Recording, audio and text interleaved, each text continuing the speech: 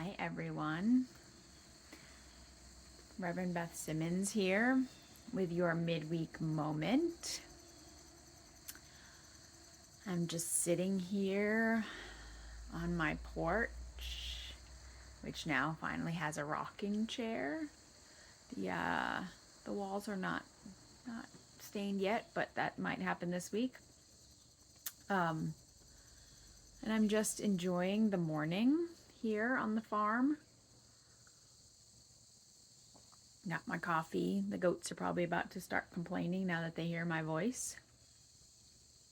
And I'm just trying to start my day slowly.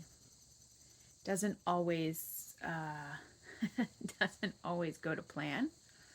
And I've already written out my to-do list, which is long and includes what I call undone, which means all the things from the to-do list over the past however long that haven't been done yet. But slowly, not jumping in and rushing around and doing, but taking the time to observe the day, observe my family, observe myself, see what, all right, sorry, got a little interrupted there. Trying to assess where my energy is, how my energy is before and after coffee.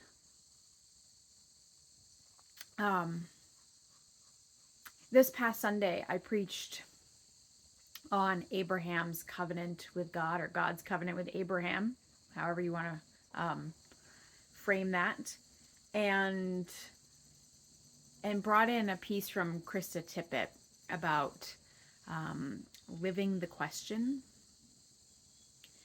And I've been thinking a while about church and the other sort of chunk of love of my life, which is regenerative agriculture, and how they might inform each other. And one of the first instructions for the idea of permaculture, and then by extension to regenerative agriculture, is observation. And it's really hard. It's a really hard first step because, especially if you're like me and you have a tendency to have a great idea and want to start it right this second and buy all the supplies and do all the things and jump right in. It's really hard to rein in that energy and recognize and hope that you'll still have energy for that wonderful, great idea down in future. But I think in church, we tend to want to do the things. Oh, we have this idea, especially when it comes to generating interest in the church, bringing more people in, being more active, getting families and children, right? And that comes a lot from a place of anxiety of we're not doing those things, or we don't have we're lacking somehow, so we need to do more things to make that happen. A striving is the word that is in my head right now. And I think this idea of living the question is a really, really key one, and something I would encourage you to do in your own life, to sit for a little bit. Sit on a porch rocker, sit in a hammock, sit in your living room, on a kayak, wherever, in a church sanctuary, if you have access to one, in a quiet time. Sit and maybe don't sit. Maybe take a walk, because that's a great generative place. And over the course of some time, an afternoon, a couple days, a month, figure out what it is, what the question is for you. that you want to sit with, that is the next and most necessary question for you to address in your life. Um, and then live that question. Don't try to solve it. Don't try to solve the question. Don't try to create or manufacture or act on the question. But just live with the question. Let it percolate. Let it roll around. Let it inform what you do. In a slow, patient, observational way. When we first moved to this property, I really wanted to jump right in, throw in a garden, do all the things. And luckily I was distracted enough by the still ongoing renovations that I had to take time. But it was important for me to observe. Where's the water? Where are the wet spaces and the dry spaces? What is the sun? Where does the sun shine during different seasons? Because we bought our house in January. The trees didn't have any leaves. Of course, it looks very different in the summer than it does in the winter. And the sun is at a different angle. What plants are already growing here?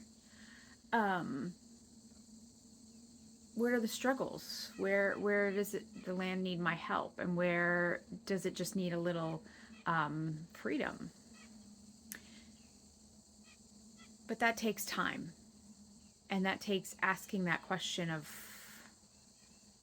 questions and just letting them be and not striving. And I'm thinking this for our church as well. And I know that not all of you who watch these videos are from our congregation, and that's fine.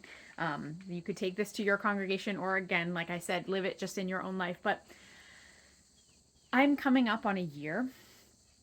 This time last year, I had just finished volunteering at Old Home Day as a way for people to get to know my face as the candidate for the position of settled pastor and teacher at this church. And I was making my own transitions, right? I was finishing up my former call, and we've been busy this year, doing a lot of things, but sort of just settling in and getting to know each other, which I think is great. That's good for a first year. We don't need to jump in and do all of the things. But I think this coming year, maybe we might live a question. I have a question that's sort of percolating that I'm thinking of, but I'll discuss with others to see what they think. But I want to take time rather than starting a ton of new programs or not that we will not do anything,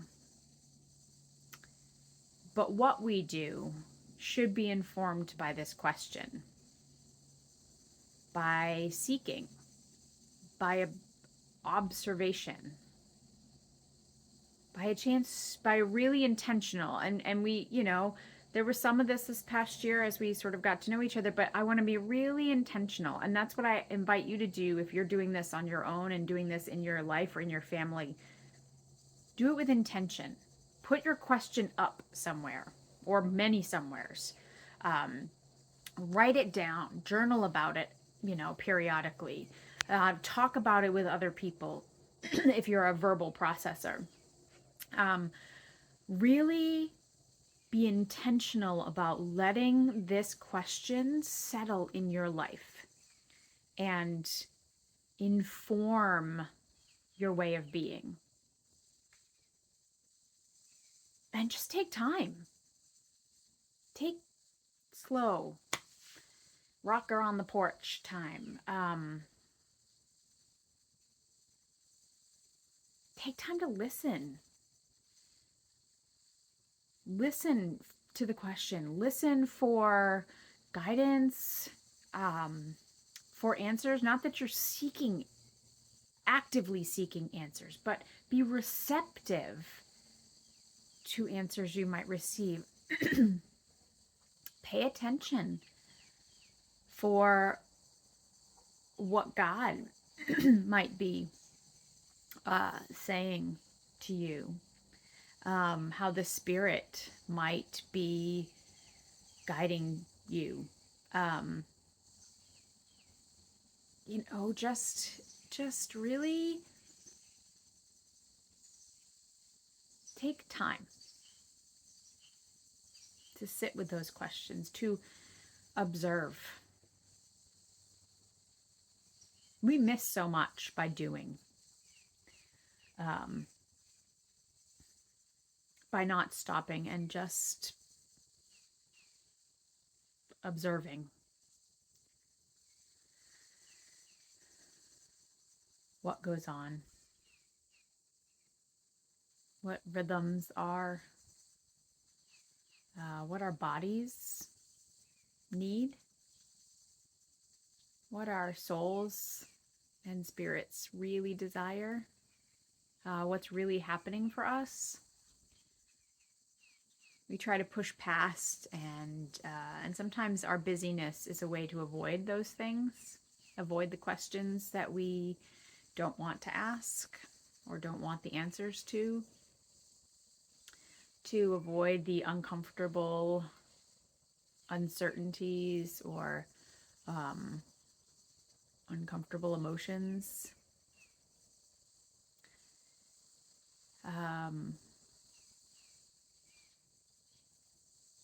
So I encourage you in the waning days of summer here, to ask a question and do it slowly, and then slowly begin to live it.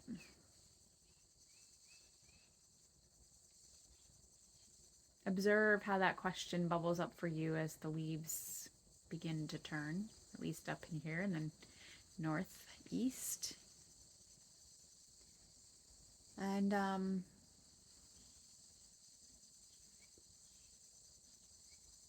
yeah, spend some time. Dedicate a specific time if you want. Set a boundary if that works for you. A month, an entire year,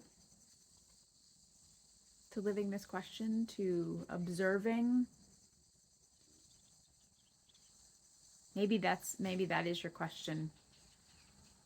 What happens when I observe rather than do? And just see what happens. All right, friends, I have rambled on long enough today. It's been a slow midweek moment. I hope you enjoy the rest of your week.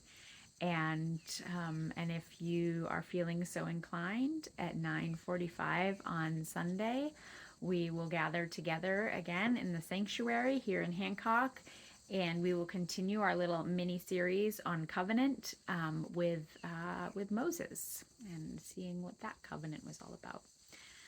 Be well.